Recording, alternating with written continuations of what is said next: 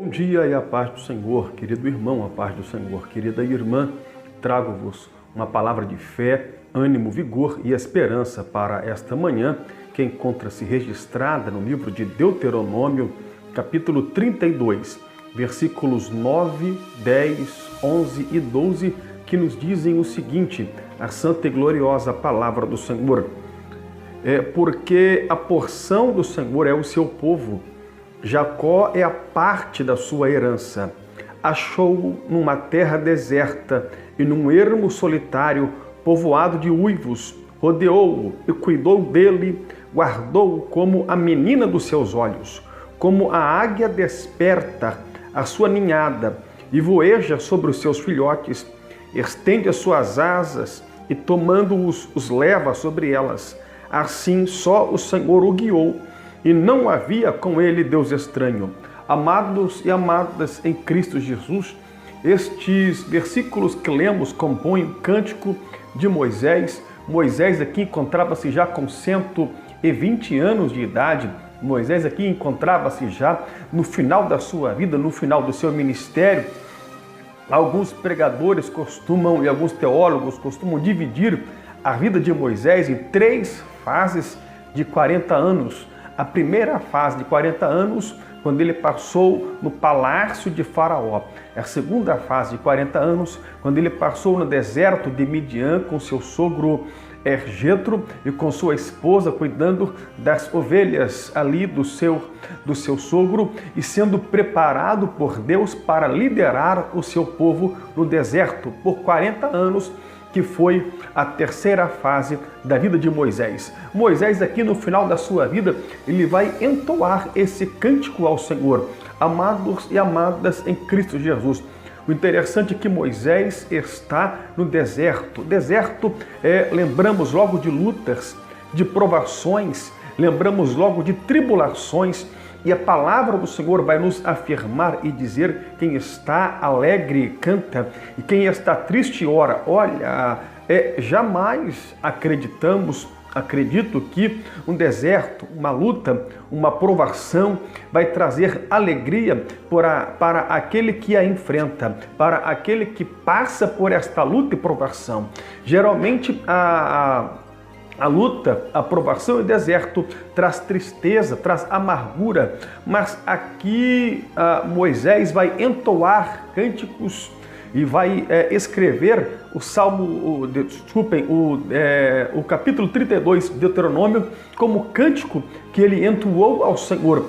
Amados e amadas em Cristo Jesus, não é, aleluia, o meio que deve te influenciar, mas nós, como cristãos, devemos influenciar o meio aonde nos encontramos. Não é o deserto que vai nos abater de modo que venhamos a querer parar e desistir. Não, de maneira nenhuma, porque Deus não permitiu este deserto na tua vida para que você viesse a esmurecer, andar cabisbaixo, triste, andar desolado, deprimido, oprimido, não. Mas neste deserto, Deus está te moldando, forjando o teu caráter para fazer de ti obreiro e obreira aprovada na sua obra. E aqui aqui Moisés começa a afirmar e a dizer que Jacó é a porção do Senhor. Porção fala-se de herança, fala-se de partilha, fala-se de herança. Jacó é a parte da sua herança. Você é povo adquirido de Deus.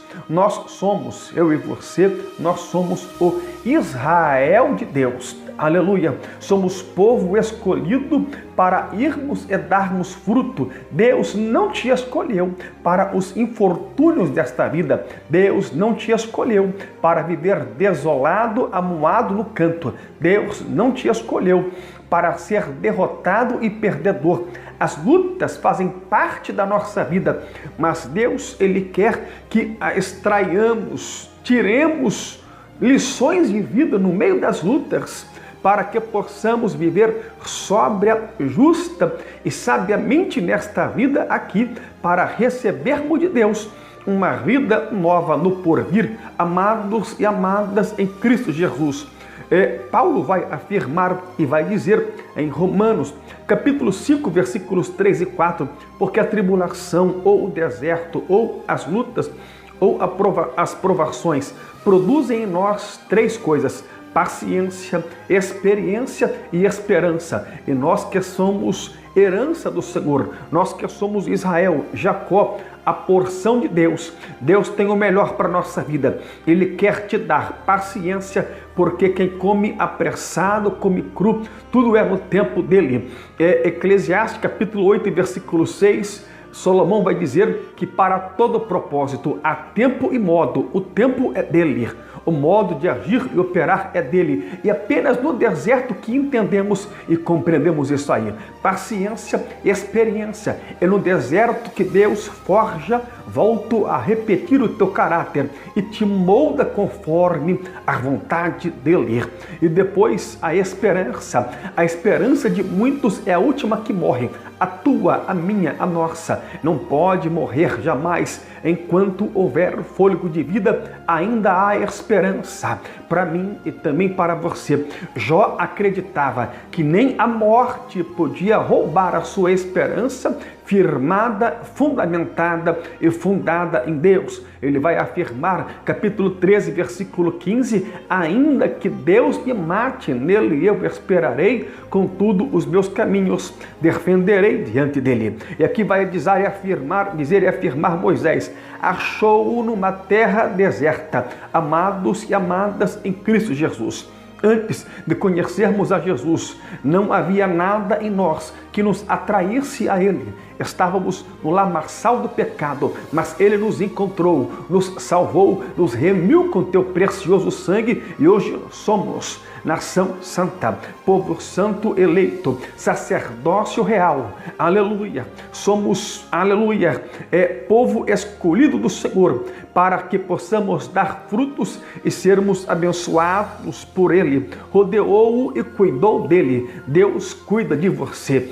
O salmista vai afirmar e vai dizer: fui moço, hoje sou velho, mas nunca vi o justo desamparado, nem a sua descendência a mendigar o pão. Isso fala de cuidado divino, cuidado de Deus, cuidado providencial de Deus. Quem cuida de você, que Deus guardou como a menina dos seus olhos. A menina dos olhos é a pupila que é essa parte redonda que temos no centro do globo ocular, é a pupila dos olhos. Ela é tão pequenina, mas tem uma grande função, que é responsável de captar a imagem que nós contemplamos em primeira mão, toda distorcida, e esta imagem ela é transportada até o final do nosso cérebro, aqui na nuca, bem atrás. E esta imagem, quando chega lá, depois ela é consertada e ela volta completamente consertada, de modo que possamos ver as coisas nítidas e claramente.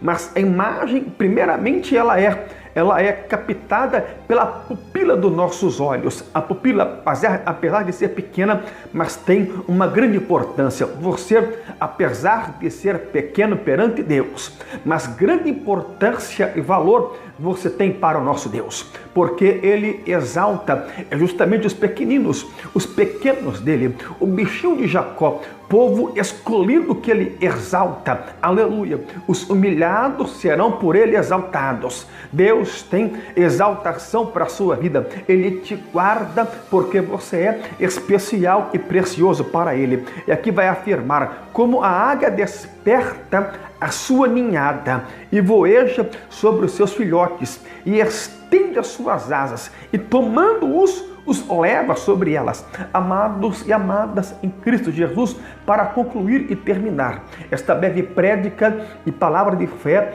e esperança, a águia faz parte da família dos falconídeos, é a ave que mais vive, ela vive cerca de 80 anos de vida. Ainda que o inferno, ainda que o deserto tenha tentado limitar a tua vida, mas a história não para aqui, a história não termina aqui, a história não termina assim. Se o inferno colocou um ponto final na tua vida, Deus arranca este ponto final, coloca uma vírgula e continua continua a reescrever a tua história, história de vitória para a glória de Jesus. E uma coisa interessante é que a águia, ela é a ave que voa mais alto, cerca de 3 quilômetros de altura. E lá nesta altura, a águia enxerga um pequenino camundongo, um rato, caminhando pela terra e voa certeiramente para apanhá-lo e depois poder dele degustar.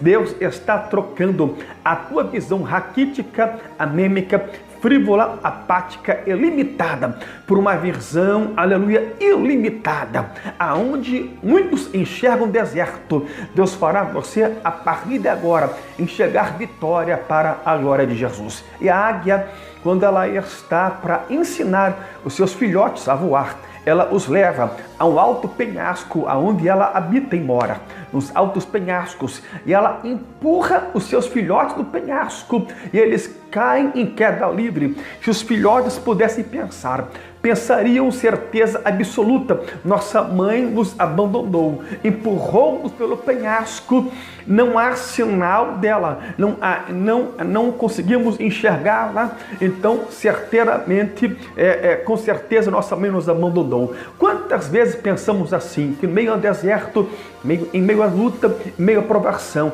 Deus nos abandonou, mas não. No silêncio, Deus está trabalhando em prol da tua vida. No silêncio, Deus está preparando o melhor para você. Ei, o melhor de Deus, Deus está guardando e reservando para te exaltar, para que venha surpreender você e todos quantos estão à tua volta. Interessante é, quando os filhotes da águia caem em queda livre, a águia então, a uma certa altura desta queda, a águia vai de encontro aos seus filhotes e ela empina o seu bico para baixo, ela voa em voo certeiro, imprimindo maior velocidade em seu voo, e ela voa até alcançar os seus filhotes, e ela posta-se debaixo dos seus filhotes, e eles caem sobre as asas da águia, que tem cerca de 3 metros de uma até a outra envergadura.